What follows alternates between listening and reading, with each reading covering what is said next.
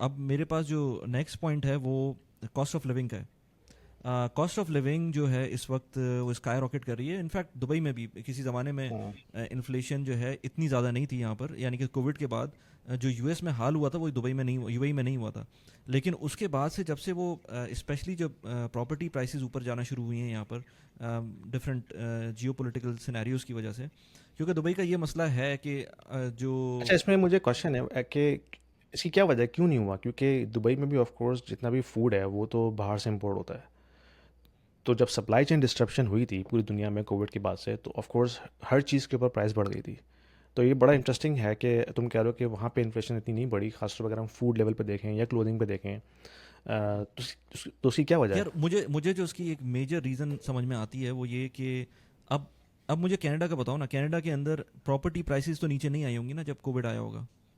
मतलब कितनी नीचे आ शुरू गई में आई होंगी? थी, यानी शुरू कि में थोड़ी बहुत आई जब होंगी ना। जैसे कोविड जब शुरू हुआ था ना मार्च 2020 में, उससे लेके आई थिंक सितंबर तक जो है बिल्कुल डेड सीजन था, यानी कि कोई चांस नहीं था, कोई शोइंग नहीं हो रही, क्योंकि लॉकडाउन था, कोई घर से बाहर ही नहीं निकल रहा था। तो जब शोइंग नहीं हो रही तो ऑफ कोर्स प्रॉपर्टी ट्रांजेक्शन तो कोई करेगा ही नहीं। तो वो पीरियड तो बिल्कुल डेड था। लेकिन उसके बाद लेट्स से जब थोड़े बहुत उन्होंने लॉकडाउन रिलीज़ करना शुरू किए, तो फिर उसने पिक करना शुरू किया था, क्योंकि वो एक रिमोट वर्किंग का सीन ऑन हो गया था, तो लोग टोरंटो छोड़ छोड़ के जो है दूर दूर जा रहे थे। तो फिर उसके बाद से प्रॉपर्टी ट्रांजेक्शन एकदम से बूस्ट की थी।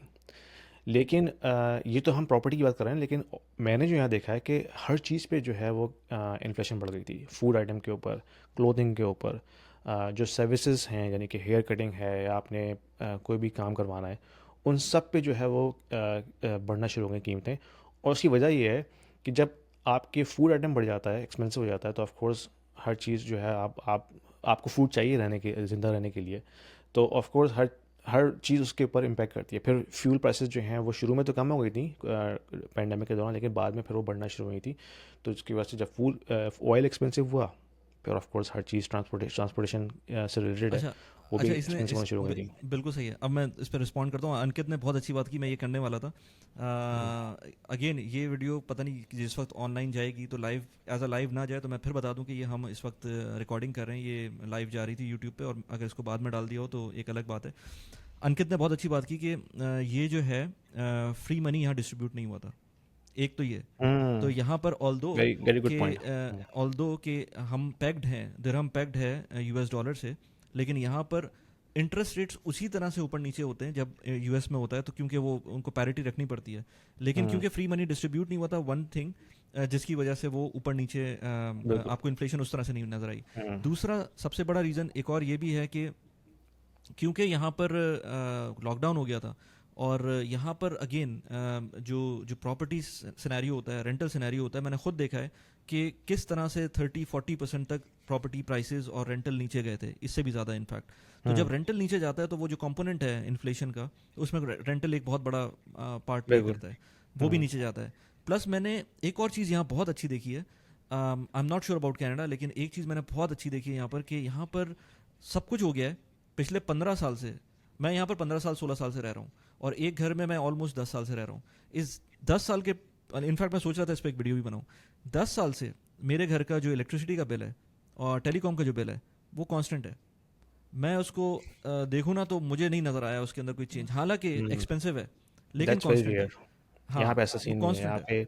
यहाँ पे तो ऑयल प्राइसेस जो हैं वो 2014 के बाद से, 2014 में जो स्लम्प आया था ऑयल मार्केट के अंदर, उसके बाद से फिर वो बढ़ ही रही हैं। यानी कि अगर हम लोकल लेवल पर देखें, जो फ्यूल प्राइस है कैनेडियंस के लिए, यानी कि मैं जब कनाडा आया था 2016 में, उस वक्त मुझे याद है जो गैसोलीन प्राइस थी वो थी तकरीबन 80 सेंट्स कैनेडियन पर लीटर। इस वक्त जो है 1.50 पर लीटर है, ऑलमोस्ट, यानी कि डबल है पिछले 8 साल के अंदर। तो और ऑफ कोर्स इसके अंदर बहुत ज़्यादा जो है टैक्सेस हैं, यानी कि जो ऑयल की अपनी प्राइस है वो तो बहुत कम है, मेरे ख्याल में हो सकता है 60 सेंट्स ही हो पर लीटर, लेकिन उसके ऊपर इतने सारे टैक्स लगाए हुए हैं जिसकी वजह से वो 60 से बढ़ के 150 पे चली गई है। और जब ऑफ कोर्स गैस महंगी होती है तो of course her cheese transport होती है, फूड ट्रांसपोर्ट होता है, आपकी क्लोथिंग या अमेजोन डिलीवरी, हर चीज़ ट्रांसपोर्ट हो रही है, तो हर चीज़ पे जो है वो पैसे बढ़ जाते हैं। तो ये सीन यहाँ नहीं है कि 10 साल पहले जैसे तुम बता रहे हो, एग्जांपल दे रहे हो कि तुम्हारा जो इलेक्ट्रिसिटी का बिल था और इंटरनेट का बिल था, वो यहाँ पे ऑलमोस्ट डबल हो चुका है। यार उसमें इस तरह से है कि फ्यूल प्राइसेस बढ़ी हैं, मतलब जिस वक्त मैं आया था उस वक्त 75 फिल्स का नॉर्मल पेट्रोल होता था, ये 15 साल पहले की बात बता रहा हूँ। उसके बाद बढ़ना शुरू हो गया था, और एक टाइम, अब तो खैर वो फ्री मार्केट है, वो जितने का भी होगा तो आपको लेना पड़ेगा। इस वक्त मैं देख रहा था तकरीबन कोई 2.8 दिरहम्स पर लीटर है। तो आई डोंट नो ये कैनेडियन डॉलर्स में कितना बनता है। 2.8 कैड, सॉरी, मेरे ख्याल में 2.6 का रेशो है। तो $1 के करीब बन रहा है। तो इस वक्त वहाँ पर कितने का है पेट्रोल? जो सबसे लो ग्रेड रेगुलर गैस है वो है $1.50 पर लीटर। 50 सेंट्स की, तो 50 सेंट्स तो फिर भी ऊपर ही है। ये मैं लो का नहीं बता रहा था, ये मिड टियर का बता रहा था। तो वो ये अच्छा, मैं लो की मतलब बात कर रहा हूँ। हाँ, तो यहाँ पर जब पेंडेमिक आया था तो उस टाइम पर प्राइसेस नहीं, मतलब जो ऑयल प्राइस, और हाँ, प्राइसेस भी तो कम हो गई थी ना। जो जिस वक्त पेंडेमिक आया था ऑयल प्राइसेस तो क्रैश कर गई थी उस टाइम पर। तो उसी हिसाब से ट्रांसलेट भी हुआ था वो। तो हाँ ये जो दो कंपोनेंट थे, रेंटल, फ्यूल प्राइस, और फिर तीसरा ये जो अंकित भाई ने बोला कि आपका जो फ्री मनी डिस्ट्रीब्यूट नहीं हुआ था, ये तीन मेजर फैक्टर थे। फूड इन्फ्लेशन हुई है उसके बाद से, ये मुझे भी नज़र आ रहा है कि फूड इन्फ्लेशन आपकी काफ़ी ज़्यादा यहाँ पर हो गई है, और उसके बाद जिस चीज़ को भी कंपेयर करें वो महंगी हो गई है। लेकिन ओवरऑल इन्फ्लेशन जो है वो उतनी ज़्यादा नहीं थी। तो ये जो कुछ चीज़ें हैं, प्लस ये कि अब जैसे हम उस वक्त बात भी कर रहे थे कि जो कार इंश्योरेंस है वो कितनी एक्सपेंसिव है। मतलब ओह, एक इंसेन अमाउंट है कार वो इंश्योरेंस तो की। बहुत मुझे ज़्यादा। वो जो मैं जिनकी बात कर रहा था कुछ देर पहले, वो हाँ उनसे बात हुई तो वो कह रहे थे भाई जो दुबई में मैं जिस गाड़ी के पैसे दे रहा था ना साल के, वो मुझे महीने के देने पड़ रहे हैं कनाडा के अंदर, और एग्जैक्टली। वो नए नए ड्राइवर हैं तो वो उसकी वजह से और भी एक्सपेंसिव है। तो तो मेरे मेरा मल्टीपल भी तो रीजंस हैं एक्सपीरियंस यही मेरे था ना, जब मैं फर्स्ट टाइम यूके से मूव हुआ था 2016 में। तो यूके में जो मेरी कार इंश्योरेंस थी वो थी पूरे साल की तकरीबन £400। ठीक है। यहाँ जब मैं आया तो मेरी जो पहली कार इंश्योरेंस थी वो थी $300 per month, per month for one driver only. ठीक है। वो जो £400 मैं दे रहा था यूके में, उसमें मेरी वाइफ भी शामिल थी। तो दो ड्राइवर की एक कार के ऊपर £400 इंश्योरेंस थी पूरे साल की, 12 महीने की। यहाँ पे जब मैं आया तो $300 सिर्फ एक बंदे की इंश्योरेंस थी पर मंथ। अब वो ऑफ कोर्स कम हो गई है जिस तरह आपका टाइम गुजरता है। अगर आपका जो ड्राइविंग रिकॉर्ड है वो क्लीन है तो वो थोड़ी सी कम हो जाती है। लेकिन शुरू में जब नया इमिग्रेंट आता है ना तो उसकी तो खाल उतार लेते हैं इंश्योरेंस वाले। मुझे बताया उन्होंने $450 पड़ रही है उनको हाँ इस वक्त पर बिल्कुल। मंथ। और वो गाड़ी उनकी शायद होंडा ओडिसी है शायद, तो उसके ऊपर हाँ देखा जाए तो बहुत ज़्यादा है। अच्छा, मुझे इसके अंदर करंटली क्या तुम्हारी चल रही होगी इंश्योरेंस मंथली? इस वक्त मैं दे रहा हूँ दो गाड़ियों की तकरीबन आई थिंक 350 के करीब, जिसमें मेरी वाइफ भी शामिल है। दो ड्राइवर, दो कार्स के ऊपर पर मंथ $350। वो तो हाँ, कम है, लेकिन ये मेरे ख्याल से आपकी लोकेशन पे भी मैटर करता है ना कि आप कहाँ रह रहे हैं। लोकेशन पे डिपेंड करता है कितना आपके क्राइम रेट इलाके में है। खासतौर पर अगर ब्रैम्पटन में जाएँ तो ये इंश्योरेंस जो है वो 4 साढ़े 4 पे चली जाएगी। लेकिन हाँ, डिपेंड करता है कि एरिया में कितना क्राइम रेट है, और गाड़ी कौन सी रखी है ये भी डिपेंड करता है। क्योंकि मेरे पास पहले जो थी, मेरे पास सेंटा फी थी और निसान थी, तो उस पर इतनी ज़्यादा इंश्योरेंस नहीं थी। लेकिन फिर मुझे शौक होता ट्रक चलाने का कि यार नॉर्थ अमेरिका में रह रहे हैं, ट्रक तो चलाएं। तो जब मैंने वो फोर्ड 150 लिया था तो उस पर इंश्योरेंस बहुत बढ़ गई थी, तो उसकी इंश्योरेंस काफ़ी ज़्यादा है। तो डिपेंड करता है गाड़ी भी कौन सी है। हाँ बिल्कुल ऐसे ही है। तो इसके अंदर जब लेकिन आप मैं एक कमेंट करूंगा, अंकित भाई ने ये लिखा है कि इट्स अ लीगलाइज क्राइम, बिल्कुल सही कहा है। क्योंकि इंश्योरेंस यहाँ पे बहुत बड़ा माफिया है, बहुत बड़ा माफिया है। और यहाँ पे जो एक एक इसे कहना चाहिए कि एक जो कार थेफ्ट का क्राइम है वो भी यहाँ पे काफ़ी हाई स्केल के ऊपर। यानी कि कनाडा जो है ना, एक मैंने न्यूज़ पढ़ी थी कि कनाडा जो है वो टॉप कंट्रीज़ में आता है जहाँ पे ऑर्गेनाइज कार थेफ्ट होता है। ऑर्गेनाइज से मुराद यानी कि एक पूरा गैंग है जो यहाँ से गाड़ियाँ चोरी करके सबकी नज़रों के सामने वो गाड़ी यहाँ से चोरी होती है, फिर वो ड्राइव करके मॉन्ट्रियल के पोर्ट पे जाती है, वहाँ से वो शिप के कंटेनर में चढ़ती है, वहाँ से शिप चलता है और अफ्रीका जाके वो गाड़ियाँ बिकती हैं, ये दुबई में बिकती हैं। सबको पता है। यानी कि पूरा इसमें जो सप्लाई चेन है मिली हुई है, पुलिस, गवर्नमेंट, हर कोई जो वहाँ पोर्ट पे बंदा चेक कर रहा है, सबको पता है। लेकिन ये खुलेआम हो रहा है सारी चीज़ें। If you are an investor in the US, in Canada, or in Europe, and you are considering investing into Dubai real estate market, this video is for you because we have a platform called Stake, which allows you to invest into the residential real estate market and start earning rental income right away without going through a lengthy documentation process or coming up with a heavy down payment. Stake is built upon the concept of crowdfunding. So it is democratizing the entire investment strategy and allows you to own a single unit of the entire investment portfolio. So you don't have to own the entire property, right? You can be part of the pool that can actually own a piece of property, a piece of real estate. So that allows you to start with as low as 2,000 dirhams, and you can slowly ramp up.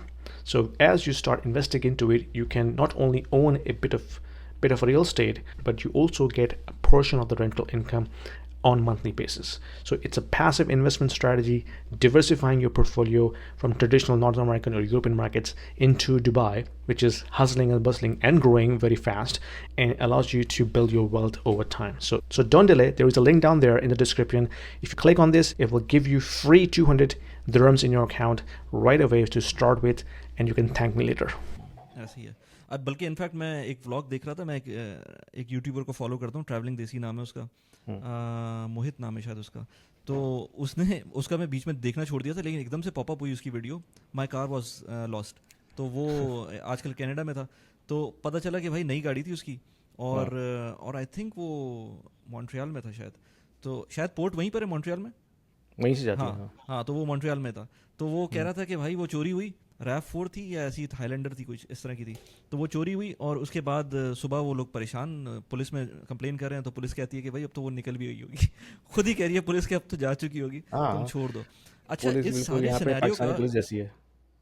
हाँ, इस सारे scenario का जो मुझे मेरे लिए जो surprise था, वो बाकी चीज़ें तो ठीक हैं, गाड़ी चोरी हो गई, गाड़ी शायद निकल गई, गाड़ी में जो सामान था वो फेंक दिया उन्होंने, क्योंकि गाड़ी कंटेनर में जब जाती है तो शायद खाली करते हैं उसको, तो वो सामान उनका कहीं रास्ते में मिल गया उनको, पुलिस का कोल्ड बिहेवियर, वो सारी चीज़ें अपनी जगह पर, इवन कैमरे के अंदर भी नज़र आ गया था तस्वीरें उनकी। लेकिन वो सब छोड़ दो, मुझे जो हैरत हुई ना वो ये हुई कि अब वो बंदा परेशान था, कह रहा था कि यार अब मेरा एक तो ये कि मुझे जो मेरी गाड़ी नहीं थी, और लेट से अगर वो $35,000 की गाड़ी थी, तो अब जो पैसे मिलेंगे वो तो 30,000 मिलेंगे। वो तो ठीक है, डिडक्टेबल, आपको डिडक्ट होने के बाद $5,000 का नुकसान हो गया, वो अपनी जगह पर।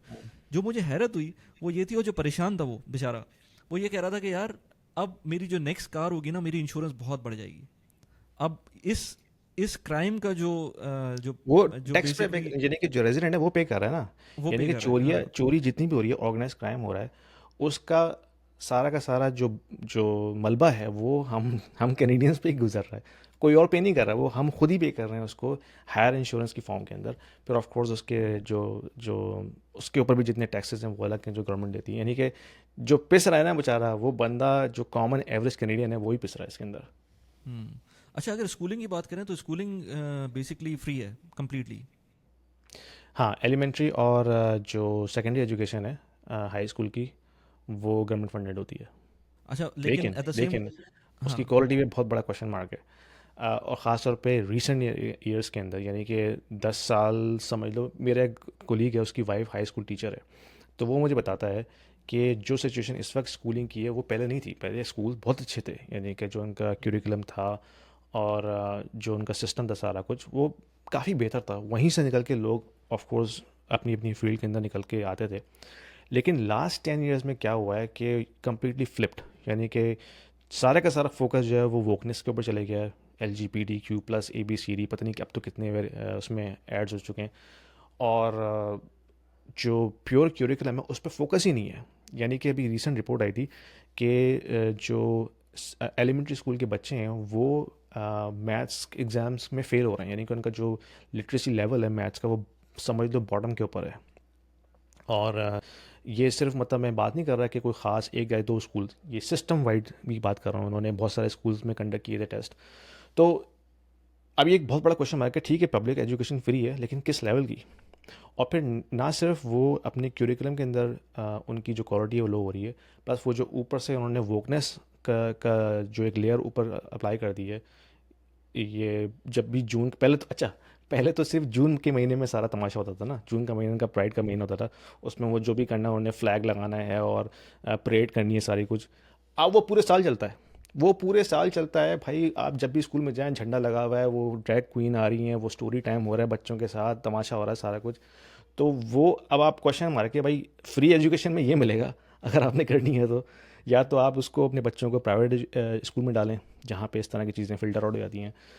लेकिन वो एक्सपेंसिव है of course, minimum $500 per month पर बच्चा आपको पड़ता है। लेकिन फ्री एजुकेशन जो है वो अब इस लेवल पे है। $500 पर मंथ का आपको स्कूल पड़ता है, इससे कम भी होते होंगे। नहीं, मिनिमम 500 तो है। यानी कि मैं अगर इस्लामिक स्कूल की बात करूँ, जो बहुत यानी कि मिनिमम रिसोर्सेज पर काम कर रहे हैं, जिन्होंने एक जगह किराए पे ली हुई है, बिल्डिंग ली हुई है, उसके इसका बिल्डिंग का जो रेंट है वो भी है, इंश्योरेंस है, बिजली पानी के सबके बिल हैं, टीचर्स की सैलरी है, उस पे वो मिनिमम $500 चार्ज कर रहे हैं, जो कि काफ़ी लो है कंपेयर टू अदर स्कूल। यानी कि कुछ हाई एंड के स्कूल भी हैं मिसागा में, जैसे ओलिव ग्रूव है, जो $1000 पर बंदा बच्चे का चार्ज करते हैं। तो जैसे अंकित भाई ने बताया कि कुछ प्राइवेट स्कूल्स हैं जिनकी फ़ीस जो है $1000 पर किड है, लेकिन मिनिमम अब तक मैंने देखा है 500 तो है ही है, इससे कम नहीं होगा। फिर इसमें ये था। आपको ट्रांसपोर्टेशन हाँ। पे करनी, क्योंकि स्कूल जो है वो आपके नेबरहुड में नहीं होता, वो कहीं दूर होता है, हाँ, वो दूर तो होगा। आपने ट्रांसपोर्टेशन का भी उसका अरेंजमेंट करना है। हाँ, बिल्कुल ऐसी है। तो फिर तो यार, अगर आपको प्रॉपर एजुकेशन देनी है इस पॉइंट ऑफ व्यू से भी कि यार वो सारी चीज़ों में ना पढ़े बच्चे, हम्म, फिर तो वो जो वो पॉइंट है फ्री एजुकेशन का, तो वो वहाँ पर ख़त्म हो जाता है फिर। बिल्कुल। ये पहले था सही, 10 साल पहले चले हैं तो इतनी बुरे हालात नहीं थे, लेकिन विद इन लास्ट 10 ईयर्स, जो मैं बता रहा हूँ, मेरे कोलीग है, उसकी हाई स्कूल, उसकी वाइफ जो हाई स्कूल टीचर है, वो बताती है कि आप बच्चे को जो है वो फेल नहीं कर सकते। आगे से पेरेंट्स खड़े हो जाएंगे कि भाई ये क्या किया है टीचर के अच्छा। ऊपर। अच्छा। तो यानी कि वो जो DEY का जो इनका एक वो है कॉन्सेप्ट, डाइवर्सिटी इंक्लूजन और सारा कुछ, उस चक्कर में बस वो सबको जो है ना पास करना है, किसी को फेल नहीं करना है, किसी को डिग्रेड नहीं करना है। अगर बच्चा बिहेव नहीं कर रहा उसको आपने डांटना भी नहीं है। और फिर हम्म। ये जो LGBT की सारी कहानियाँ ये भी ऊपर से लेके आनी है। बच्चे को बोलना है तुमने जो बनना है बन जाओ, तुम्हें मेल बनना है, तुम्हें गर्ल बनना है, तुमने बाय बनना है, तुम्हें ट्रांस बनना है, इट्स अप टू यू। और हम पेरेंट्स को नहीं बताएंगे, डोंट वरी। टीचर और स्टूडेंट के दरमियान बातचीत हो रही है, पेरेंट्स को हम नहीं अच्छा। बताएंगे। और वो मतलब अब ये कहीं और चली जाएगी बात। हाँ, ये बात कहीं लेकिन और चली जाएगी। प्लस ये कि अभी तो ये लाइव है ना, लाइव में तो काफ़ी कम लोग हैं, 30 लोग हैं तकरीबन। लेकिन लेकिन जब ये ये वीडियो अपलोड होगी इस लेवल पे विद द चल रहा है डिफरेंट मतलब। टाइटल एंड थंबनेल, तो फिर वो हाँ, जैसे हमें उस वक्त गालियाँ पड़ती थी ना वो उन वीडियोस के बिल्कुल। नीचे, तो अच्छा, वो उसी इसमें तरह की। मज़े की बात ये है कि मज़े की बात तो नहीं कहूँ, दुख की बात है यार, नाइन्टी हम्म। परसेंट जो हमारे देसी पेरेंट्स हैं उनको पता ही नहीं है स्कूल में क्या हो रहा है। यानी कि हम और आप बात कर रहे हैं ना, कि हम सोशल मीडिया पे रहते हैं, हमें पता है कि क्या डिस्कस हो रहा है, जो सोशल मीडिया पे किस किस्म की वीडियोज़ आ रही हैं, पिक्चर्स आ रही हैं। 90% बेचारे जो पेरेंट्स हैं, जो दोनों मियाँ बीवी काम कर रहे हैं, वो पूरे अपनी अपनी पूरा दिन जॉब्स में बिजी रहते हैं, उनको पता ही नहीं होता स्कूल में क्या हो रहा है। ठीक है। वो समझते हैं कि हमारा बच्चा स्कूल में जा रहा है, कैनेडियन स्कूल में बहुत अच्छी तरह पढ़ाई पढ़ाई हो रही है उसकी, वो अच्छा उसके जो है वो बिहेवियर हो रहे हैं, लेकिन इट्स बेसिकली ऑपोजिट। तो ये एक अफसोस की बात है कि बहुत से पेरेंट्स को जो है इसकी अवेयरनेस अवेयरनेस ही नहीं है। हम्म। अच्छा, मैं अगर अभी हेल्थ केयर की तुमने थोड़ी सी देर पहले बात की थी कि हेल्थ केयर जो है वो क्रेजी है, मतलब इन टर्म्स ऑफ आपकी एक्सेसिबिलिटी, लेकिन है तो फ्री। उसमें कुछ पॉइंट्स हैं हम्म, ना, मतलब उसमें भी पूरा तो बिल्कुल। इंटायरली फ्री तो नहीं है, आपको मेडिसिन पे करनी पड़ेंगी आई थिंक। हाँ, प्रिस्क्रिप्शन आपको पे करनी पड़ती है, वो भी सब्सिडाइज होती है ऑफ कोर्स। और फिर अगर आपके पास एम्प्लॉयर से आपकी हेल्थ इंश्योरेंस है, तो हेल्थ इंश्योरेंस उसका आई थिंक मेरे ख्याल में 90% हेल्थ इंश्योरेंस कवर करती है, 10% आपको पे करना पड़ता है। तो प्रिस्क्रिप्शन जो है वो सब्सिडाइज होती है इस तरह से, जो कि यूके में भी है। यूके में भी जो जब मैं था तो मेरे ख्याल में मिनिमम आपने $6 उस वक्त पे करना पड़ता था पर प्रिस्क्रिप्शन ऑर्डर। आप शायद बढ़ गया हो, लेकिन हाँ, एक चीज़ जो अच्छी है वो ये है कि अगर आपको खुदा न खास्ता कोई ऐसी बीमारी हो जाए जिसमें जो सीरियस है, देन वो फिर आपका बहुत अच्छी तरह ट्रीटमेंट करते हैं। मतलब प्रोवाइडेड कि आपको नंबर मिल जाए, यानी कि अगर आपने अपॉइंटमेंट लिया हुआ है डॉक्टर से, वो तो खैर बहुत लेट मिलेगा। आपने आपने रेडियोलॉजिस्ट के पास जाना है, आपने ऑनकोलॉजिस्ट के पास जाना है, तो वो उसमें जो अपॉइंटमेंट में जो डिले है वो तो हैं। लेकिन गॉड फॉरबिड अगर आपके पास कोई बहुत सीरियस बीमारी आ जाती है, कैंसर जैसी, तो फिर सिस्टम वहाँ आपको फ़ायदा देता है कि आपके पर हर तरह से वो कोशिश करते हैं कि आपका अच्छी तरह से इलाज हो। और that is all free of charge, of course tax payer के ऊपर होता है। तो ये एक ऑफ कोर्स बहुत बड़ी एक ब्लेसिंग है, ख़ासतौर पे उन लोगों के लिए जो कि पाकिस्तान में रहते हैं, जिनके पास इस तरह का कोई ऑप्शन नहीं है। खुदा ना खास्ता किसी को कैंसर हो जाए, that's a life sentence for them, जो कि इमरान खान कहता था। तो ठीक है, शौकत खान वहाँ पे है, लेकिन हर कोई तो वहाँ नहीं जाता, ना हर किसी का फ्री में इलाज होता है। लेकिन यहाँ पे अगर आपके पास इस तरह की कोई लाइफ थ्रेटनिंग आपके पास डिजीज़ है, तो फिर आप ऑफ कोर्स उससे आप फ़ायदा ले सकते हैं, जो कि बहुत बड़ी ब्लेसिंग है। अच्छा, उसमें जो है ना मेरे पास 3 केस हैं। अब ये वीडियो थोड़ी सी लंबी हो जाएगी और मैं ट्राई करूंगा कि समराइज़ करूं। 3 डिफरेंट केसेस हैं। आई कंप्लीटली एग्री कि जब आपके पास लाइफ थ्रेटनिंग केसेस आते हैं तो उसके बाद जो है वो आपको काफ़ी अच्छा ट्रीटमेंट मिल रहा होता है, लेकिन उसमें एक लीड टाइम होता है जो आपको टाइम लगता है उसके अंदर।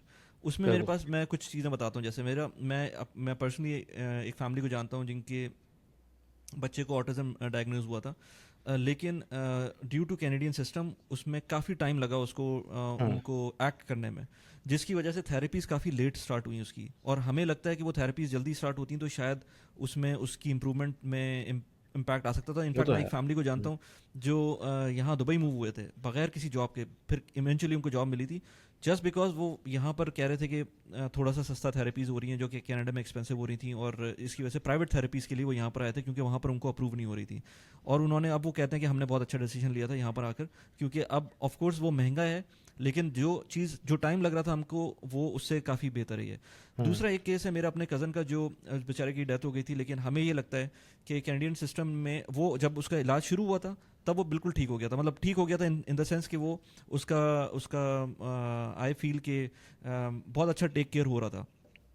लेकिन उसके पूरे प्रोसेस में मेरा, क्योंकि जब कैंसर जैसी चीज़ होती है तो उसमें आपको टाइम बहुत, you are racing against the time, फिर आपको हर ओके। टेस्ट जो है ना बहुत जल्दी जल्दी कराना होता है।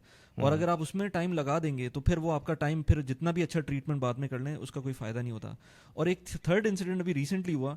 एक ओल्ड एज लेडी थी, उनको मैं जानता था, उनकी फैमिली को मैं जानता हूँ, काफ़ी अच्छे वेल टू डू लोग हैं वो कनाडा के अंदर, बिजनेस करते हैं उनके उनके बेटे। तो उनको जो है वो कुछ टर्मिनल इलनेस थी जिसको कैनेडियन डॉक्टर्स ने कहा था कि अब हम इसका कुछ कर नहीं सकते और इसको जो है हमें पेन मैनेजमेंट की तरफ जाना होगा। लेकिन क्योंकि दे हैड रिसोर्सेज तो वो यूएस मूव किए और वहाँ पर हुँ, जाकर उन्होंने उनका प्रॉपर इलाज करवाया। खर्चा हुआ होगा आई एम श्योर। हाँ, लेकिन वो आंटी जो है वो अभी मेरे ख्याल से कोई 3 साल हो गए, 2 साल हो गए, वो बिल्कुल सही हैं, काफ़ी बेहतर हो गई हैं वो, और अब वो मसले नहीं हैं उनके साथ। तो जिस चीज़ को बिल्कुल। कैनेडियन हॉस्पिटल सिस्टम कह रहा था कि यार ये टर्मिनल इलनेस है और अब हम कुछ नहीं कर सकते इसका, वो हुँ, चीज़ जाकर एंड आई टोटली फिर एग्री। सही हुई थी। And I totally agree with that. देखिए कनाडा का जो हेल्थ केयर सिस्टम है वो परफेक्ट तो बिल्कुल भी नहीं है, ठीक है? ये हम बात कर रहे हैं कॉर्नर केसेस की जहाँ पे ऑफ कोर्स यहाँ पे भी बहुत सारे इश्यूज़ हैं। और जैसे कि कमेंट में बात की है कि ये डिपेंड करता है प्रोविंस टू प्रोविंस भी, यानी कि बीसी की बात की, लेकिन मेरी नज़र में अल्बर्टा का जो हेल्थ सिस्टम है वो सबसे बेस्ट है। और उसकी वजह ये है कि वहाँ पे पॉपुलेशन उस हिसाब से नहीं है जिस हिसाब से ऑन्टेरियो में या बीसी के अंदर है। तो जहाँ ऑफ कोर्स पॉपुलेशन का लोड ज़्यादा होगा ऑफ कोर्स वहाँ पे रिसोर्सेज बहुत एग्रेसिवली यूज़ होंगी, तो जो जो ओवरऑल एक्सपीरियंस है वो कम होगा। तो ऑफ कोर्स सिस्टम तो बहुत ज़्यादा फ्रेजाइल है यहाँ पे भी। और हम कॉर्नर केसेस की बात करें ये आपको हर जगह मिलेंगे, लेकिन ये कि हम अगर कंपेयर करें पाकिस्तान से या इंडिया से फॉर एग्जांपल, तो फिर तो यहाँ पे बहुत बेहतर सिस्टम है उस हवाले से। लेकिन अगर आप लेट्स से यूएस में बैठे हुए हैं या दुबई में बैठे हुए हैं, तो जो हेल्थ केयर आपको वहाँ मिल रहा है उस लेवल का, वो तो आउट क्लास है एज़ कम्पेयर टू कनाडा। ना आपको वहाँ डिलेज मिल रहे हैं, ना आपको जो है वो पुअर किस्म की एक्सपीरियंस मिल रहा है कि भाई हम कुछ कर नहीं सकते, अगर आपको कोई इस तरह की बीमारी हो गई आप पेन किलर खाएं और मर जाएं। तो उस हवाले से तो ऑफ कोर्स कनाडा ब्लैक करता है बहुत ज़्यादा, ठीक है? क्योंकि दुबई में अगर आपके पास ठीक है प्राइवेट है, कंपनी पे कर रही है, लेकिन आउट क्लास किस्म की आपको सर्विस मिल रही है। Same same is the case with US, कि ठीक है आपको थोड़ा सा को पे करना पड़ता है इंश्योरेंस के थ्रू, लेकिन जो लेवल है क्वालिटी का वो आउट क्लास होता है। Canada of course state provided है, तो ऑफ कोर्स वहाँ तो आउट क्लास सर्विस तो नहीं मिलेगी आपको, लेकिन आप अगर इस तरह की सिचुएशन में आपको कैंसर हो गया है तो फिर अगर आप उस प्रोसेस में चले गए तो होपफुली आपका जो है टेक केयर अच्छी तरह से होगी।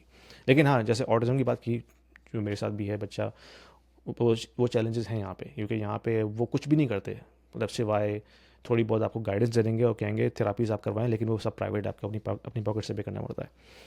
लेकिन गवर्नमेंट की तरफ से अभी तक यहाँ पे कोई ऐसा सिस्टम नहीं है कि आपको गवर्नमेंट की तरफ से फ्री ऑफ चार्ज कोई सपोर्ट मिले। हम्म, चलो ये तो फिर मैं अगर दुबई की बात करूँ तो यहाँ पर हेल्थ केयर बहुत एक्सपेंसिव है। लेकिन ज़्यादातर आपको इंश्योरेंस पे चलना पड़ता है। एक अच्छी बात ये है, अच्छा दुबई को मैंने देखा है कि प्रो यंग जनरेशन है, मतलब आप यंग है ना तो फिर आपके लिए बहुत अपॉर्चुनिटीज़ हैं और आपके लिए लाइफ थोड़ी सस्ती भी हो जाती है, क्योंकि जैसे जैसे आपकी एज हो रही होती है वैसे वैसे आपकी हेल्थ इंश्योरेंस एक्सपेंसिव होती जाती है, और वो आपको फिर हिट कर रही होती है बाद में। जो सबसे बड़ा मसला इस वक्त दुबई में लोग रिटायरमेंट का सोच रहे होते हैं, उनको हम्म, जो सबसे बड़ा मसला आता है वो हेल्थ केयर का ही है। क्योंकि जब हाँ, या तो आप बहुत अच्छा पैसे कमा रहे हो और आपकी कैश फ्लो बहुत अच्छा हो, फिर तो आप कुछ भी कर सकते हैं ना, कुछ भी अफोर्ड, कहीं भी अफोर्ड कर लेंगे, कोई मसला नहीं है। हम्म, लेकिन अगर आपके साथ वो मसला नहीं है और आप फिक्स इनकम के ऊपर ट्राई कर रहे हैं कि रिटायर हूँ दुबई के अंदर, तो आपको हेल्थ केयर का एक बहुत बड़ा बजट रखना पड़ेगा। और इंश्योरेंस की बात करें तो जो यंग लोग हैं उनकी तो इंश्योरेंस आपको अगर 5,000 दिरहम भी आप साल के स्पेंड करेंगे ना, तो आपको एक डिसेंट किस्म की इंश्योरेंस मिल जाएगी, साल की बात कर रहा हूँ मैं।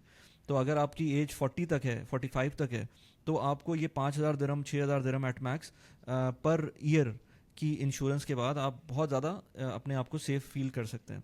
लेकिन अगर आप उसके बाद जाते हैं 50 प्लस, 55 प्लस के ऊपर जाते हैं, फिर वो इंश्योरेंस बढ़ना शुरू हो जाती है, और यहाँ तक कि 60 प्लस के ऊपर अगर आपको कॉम्प्रिहेंसिव इंश्योरेंस लेनी है तो 35,000 दिरहम्स के ऊपर की भी आपको एक रेगुलर इंश्योरेंस मिलती है, उसमें भी एक्सक्लूजन्स हम्म होते हैं।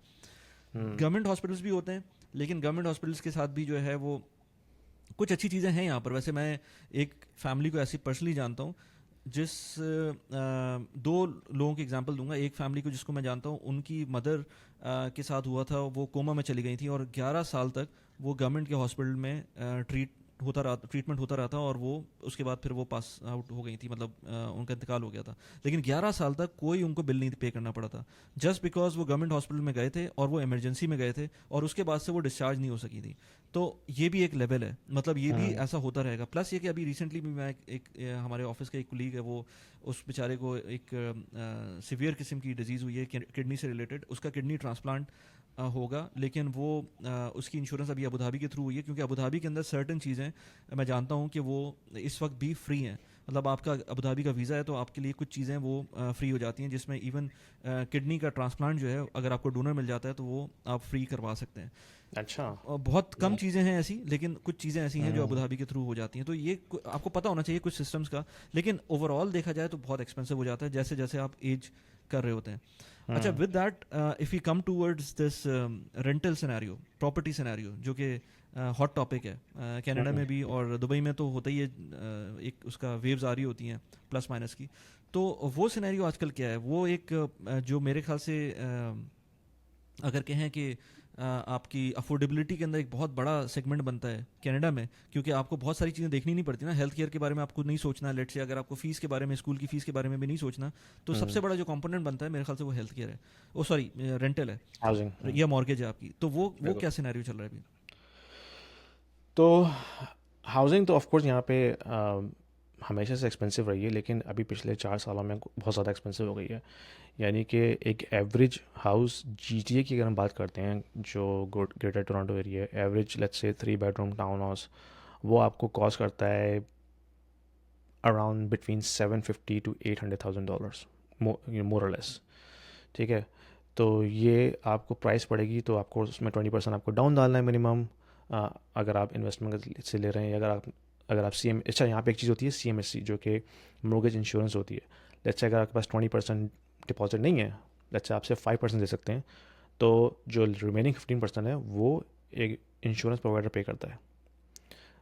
बेसिकली वो पे नहीं करता, वो उसको एज एन इंश्योरेंस के तौर पे बेचता है बैंक को, यानी कि वो बैंक को कवर कर रहा है कि भाई 5% ये बंदा डिपॉजिट दे रहा है, ठीक है, ये हाई रिस्क है, लेकिन हम आपको इंश्योर कर रहे हैं जो आपका जो जितना भी कैपिटल है। तो अब आज के रेट के मुताबिक जो उस पर मोर्गेज बनेगी, ऑलमोस्ट आई थिंक $4,000 के करीब बनेगी मिनिमम। ठीक है, पर मंथ। फिर उस पर आपने टैक्स पे करना है, प्रॉपर्टी टैक्स पर मंथ तकरीबन $300 से $400 पर मंथ आपका प्रॉपर्टी टैक्स होगा। बिल्स पे करने हैं, इंटरनेट का बिल है, सारा कुछ। तो यानी कि टोटल जो हाउसिंग आपको बैठ रही है वो बिटवीन 4,000 to 4,500 बैठ रही है, अगर आप ओन कर रहे हैं घर। ठीक है, अ, ये मैं बात करूँ टिपिकल फैमिली की, जिसके अगर 2 बच्चे भी हैं, 2 मियाँ बीवी हैं, तो एटलीस्ट आपको 3 बेडरूम तो चाहिए चाहिए। ठीक है, अगर आप रेंट कर रहे हैं तो रेंट भी मिनिमम जो है 2 बेडरूम, लेट्स से अगर कॉन्डो भी लेते हैं तो मिनिमम रेंट जो है 3,000 तो है ही है GTA के अंदर। इससे कम आपको बहुत मुश्किलें मिले। अगर आपको दूर जाना पड़ जाए तो फिर शायद आपको थोड़ा सा कम रेंट मिल जाएगा, लेकिन अगर आप GTA में रहना चाहते हैं तो मिनिमम जो है वो 3,000 2 बेडरूम कॉन्डो को तो रेंट है ही है। फिर आप उसमें of course utility bills add करें तो इस वक्त जो रेंट है वो इस वक्त, यानी कि रेंटल जो है वो सस्ता है कंपेयर टू ओनिंग। हमेशा हम बात करते हैं ना रेंट वर्सेस ओन, तो इस वक्त जो है कनाडा में रेंट करना सस्ता है compare to owning a property. Basically ये इंश्योरेंस है गवर्नमेंट फंडेड, जो कि इंश्योर करती है लेंडर को, क्योंकि मिनिमम आपने 20% डिपॉजिट डालना है। ठीक है, अगर आप इससे कम डिपॉजिट पे कर रहे हैं तो आप हाई रिस्क बोरोवर हैं। तो हाई रिस्क बोरोवर जब होता है ना, तो बैंक कहता है कि भाई मैं तो इसको नहीं दे रहा लैंडिंग, मुझे कोई इंश्योर करे। तो CMHC जो गवर्नमेंट फंडेड ऑर्गेनाइजेशन वो कहती है ठीक है भाई, हम तुम्हारा कैपिटल इंश्योर कर रहे हैं, हालांकि इंश्योरेंस की जो कॉस्ट है वो बोरोर ही पे करेगा, लेकिन तुम्हारी जो जो कैपिटल है तुम्हारा वो इंश्योर्ड है, क्योंकि अगर बोरोर डिफ़ॉल्ट होता है तो तुम्हारा कैपिटल जो है वो इंश्योरेंस कवर कर देगी। तो ये सीन है, यानी कि आपके पास फाइव, ये तकरीबन आप वो बेसिकली आपकी मॉर्गेज में ही ऐड हो जाती है, यानी कि जो भी आपका, हाँ आप अगर आप पर मंथ देखें तो आपको कहेंगे यार इट्स पीनट्स, इट्स नथिंग, लेकिन इवेंचुअली आप बहुत हाई कॉस्ट पे कर रहे होते हैं, क्योंकि वो स्प्रेड आउट हो जाता है पूरी आपकी इंश्योरेंस पीरियड के ऊपर। सही सही। तो अच्छा, रेंटल की बात करें यहाँ पर, तो यहाँ पर एक्सपेंसिव हो गया है अब। मतलब 2 बेडरूम तुमने बताया $3,000 ना, तो थ्री थाउजेंड मिनिमम हाँ। डॉलर जो है, हाँ $3,000। और इसके अंदर और कुछ ऐड होगा अगर $3,000 की बात करें? यूटिलिटीज़ ऐड होंगी ना इसमें, जैसे बिजली है, पानी है, गैस का बिल है, ये सब चीज़ें ऐड होंगी। टैक्स आपको नहीं पे करना पड़ता, क्योंकि टैक्स जो है वो लैंडलॉर्ड पे करता है, लेकिन आपको यूटिलिटी से पे करनी पड़ती हैं। अच्छा, यहाँ पर जो आ रहा है ये तकरीबन 8,000 AED आ रहा है, 3,000 कैनेडियन डॉलर्स का, तकरीबन 96,000, ऑलमोस्ट 96,000 दिरहम्स बन रहा है, जो कि मुझे एक्सपेंसिव लग रहा है। मतलब हम्म। यहाँ पर आपको 2 बेडरूम, आप अच्छे से अच्छे एरिया, अच्छे से अच्छे तो नहीं, मतलब एक डिसेंट एरिया में चले जाएंगे तो 2 बेडरूम इससे सस्ता मिल जाएगा। ये हम्म। साल का 96,000 है, तो आपको शायद आपको 80,000 75,000 हाँ, दिरहम्स का मिल जाएगा, तो ये कम और ये मैं हो बात कर सकता रहा है। हूँ GTA की ऑन एवरेज, लेकिन अगर आप टोरंटो, लेट्स से अगर आपने कोर डाउनटाउन टोरंटो में रहना है तो ऑफ कोर्स दैट्स एक्सपेंसिव, ये 3,000 नहीं होगा, इससे ऊपर होगा रेंट उसका। um, तुम अगर अगर तुम क्योंकि इसको कंपेयर कर रहे हो मरीना से, तो मरीना का रेंट, मरीना तो एक यानी कि हाई क्लास एरिया है ना, तो उसमें ऑफ कोर्स रेंट जो है वो प्रीमियम के ऊपर है। तो ये जो मैंने 3,000 बताया, ये GTA का एवरेज रेंट बताया। अगर आपने टोरंटो डाउनटाउन एरिया में रहना है, जो कि कोर डाउनटाउन एरिया है, तो यही रेंट 4,000 पे चल जाएगा। सही सही सही सही सही। अच्छा, एक चीज़ और, यहाँ पर जो है वो काफ़ी डिस्कशन होती है, और अभी ये चीज़ जो है वो स्प्रेड आउट हो रही है, क्योंकि टोल्स जो थे यहाँ पर, रोड टोल्स जो सालिक कहलाता है दुबई में, वो हम्म। पहले शायद 2 या 3 थे, फिर वो बढ़ते रहे बढ़ते रहे बढ़ते रहे, और अब और 2 और फर्दर ऐड हो रहे हैं। वहाँ पर रोड टोल की रेट्स क्या हैं? यार यहाँ पे जो टोल चार्ज होता है ना, वो होता है, अच्छा वैसे तो इंफ्रास्ट्रक्चर यहाँ पे गवर्नमेंट ओन्ड है, लेकिन जो टोल वाले रोड्स हैं वो हम्म। प्राइवेटली ओन्ड है। तो अच्छा, ये एक मज़े ठीक की है। बात है। तो हम्म। यहाँ पे जो 407 एक मोटरवे है टोरंटो के अंदर, जो कि टोल है, और उसका टोल ऐसा होता है कि एक तो फिक्स चार्ज होता है, ठीक है, अच्छा डिपेंड करता है कि एक वो स्कैनर देते हैं आपको, कि अगर आपकी गाड़ी में स्कैनर लगा है तो वो ऑटोमेटिकली जो है वो डिटेक्ट हो जाता है कैमरे से, और आपको वो आपके बिल आ जाता है। अगर आपका स्कैनर नहीं है तो फिर आपको वन टाइम एक्स्ट्रा पे करना पड़ता है, जब भी आप वहाँ से जा रहे होते हैं। फिर पर किलोमीटर आई थिंक 50 सेंट्स है चार्ज पर किलोमीटर, तो जितना आपने किलोमीटर पे ड्राइव किया उस हिसाब से वो कैलकुलेट करके आपके पास आ जाएगा। अच्छा अच्छा अच्छा अच्छा। अच्छा, अगर मिनिमम भी देखूं मैं, कि अगर मैंने कोई एरिया कवर किया है, लेट से मैं मिल्टन से मिसिसागा जा रहा हूँ, बीच में कोई टोल आता है, तो हम्म। हाउ वुड यू से कि कितना बन जाएगा वन वे? वो डिपेंड करता है कि किलोमीटर कितना ड्राइव कर रहे हैं ना आप, तो पर किलोमीटर आपको 50 सेंट्स तो पे करना ही पड़ना है। जैसे अगर 30 किलोमीटर आपने ड्राइव किया है तो हाँ, $15 तो यही हो गया। $15 हो गए हाँ, ऑन योर सिर्फ टोल के? Mileage, on your oh, mileage. फिर उस पर जो वन टाइम चार्ज लगेगा जब आप एंटर कर रहे हैं, तो वो अलग होता है। मेरे ख्याल में वो भी शायद $4 या $5 इस तरह से होता है, तो समझ लो बीस तो इट्स डॉलर आपको एक्सपेंसिव, तेल बना। इट्स हाँ। एक्सपेंसिव। हाँ, क्योंकि यहाँ पर जो है वो इस वक्त जो ये सुन ना लें वो कि सस्ता मैं बोल रहा हूँ, ये ना हो कि वो बाद में हमारी पॉडकास्ट सुन के बढ़ा दे साले के हाँ। लेकिन ये कि वो यहाँ पर 4 दिरहम है, जो सालिक चार्जेस हैं, लेकिन वो एक टोल के हैं। तो यहाँ पर जो है ना मल्टीपल टोल्स हैं, और हम्म। उसके अंदर फिर वो ट्रिकी हो जाता है कि कैसे आपको सेव करना है, क्योंकि मैंने कैलकुलेशन की थी अपनी गाड़ी के हिसाब से, अगर आपको 10-12 किलोमीटर एक्स्ट्रा रन करना पड़ रहा है टोल की वजह से, तो बेहतर ये है कि आप टोल यूज़ कर लें। यानी कि हम्म। 10-12 किलोमीटर से ऊपर रन करना पड़ा, तो आपकी वो गाड़ी की मेंटेनेंस और टाइम टाइम वैल्यू जो आ रही है, वो सारी चीज़ें जो है ना वो फिर डिमिनिश हो जाती हैं। तो बेहतर ये है कि आप कर दें। हाँ, लेकिन अगर आपको 5 किलोमीटर से कम करना पड़ रहा है या 6 किलोमीटर करना पड़ रहा है, जो कि होता नहीं है, मैंने ये देखा कि उन्होंने भी कैलकुलेट करके बनाया हुआ है वो टोल का सिस्टम, आप उसको हम्म। डॉज नहीं कर सकते। अगर आप डॉज कर रहे होंगे, आप सोच रहे होंगे डॉज कर रहे हैं, लेकिन एक्चुअल में आप पैसे दे रहे होंगे, क्योंकि वो पेट्रोल हम्म। में जाएंगे, टाइम में जाएंगे, वो सब चीज़ों में जाएंगे। तो वैसे तो यार ये जो कॉस्ट ऑफ लिविंग का जो सिनेरियो है, ये हम इस पे बात करते रहें तो ये ख़त्म ही नहीं होगा। तो हम्म। मैंने कहा कि इसको थोड़ा सा हम देख लेते हैं, और फिर जो आगे अगर हम जब वीडियो अपलोड करेंगे तो फिर देखेंगे किस तरह से उसका फॉर्म उसका रिस्पॉन्स आता है, फिर आगे उसको फॉलो अप कर लेंगे।